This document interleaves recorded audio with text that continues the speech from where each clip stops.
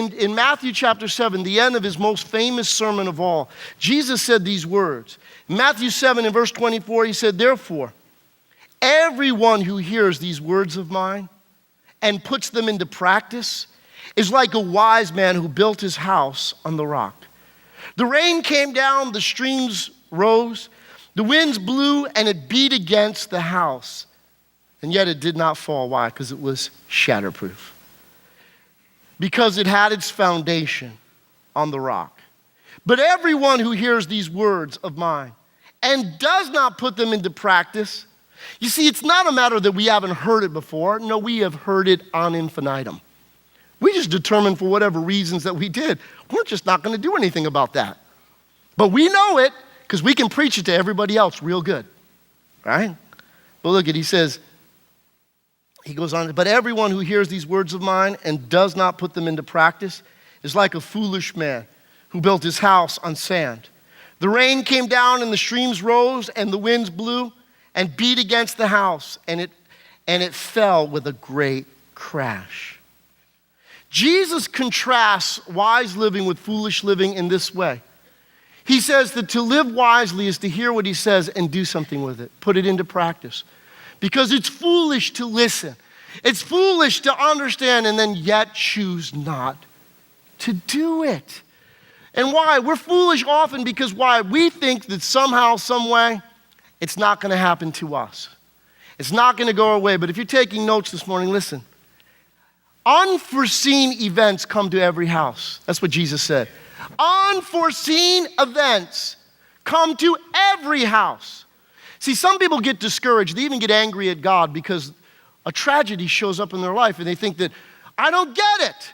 I'm living for you, God. Why did this happen to me? But if you look at Jesus' words, he said, listen, both houses were affected.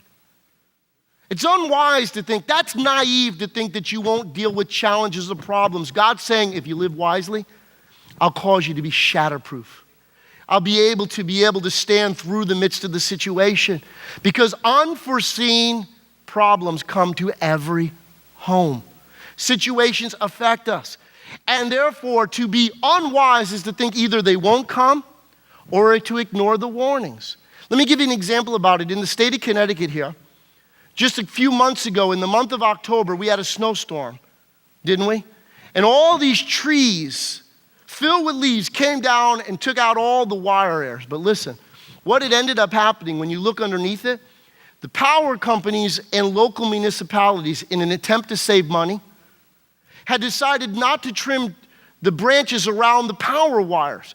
They figured that they could get away with it. They were hedging their bets. They were taking the gamble.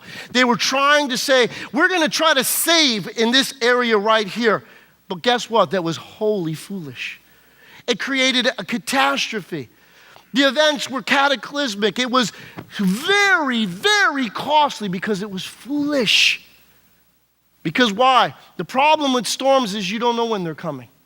You only know about it right before it shows up, and often it's way too late.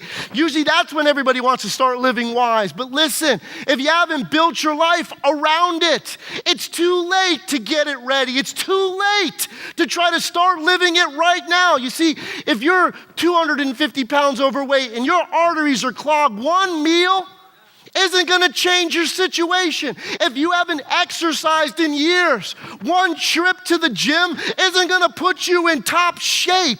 You see, we live foolishly when we think that when the problem, we see it on the horizon, we get a bad report, our finances don't look good, the situation's changing, the storm is upon us.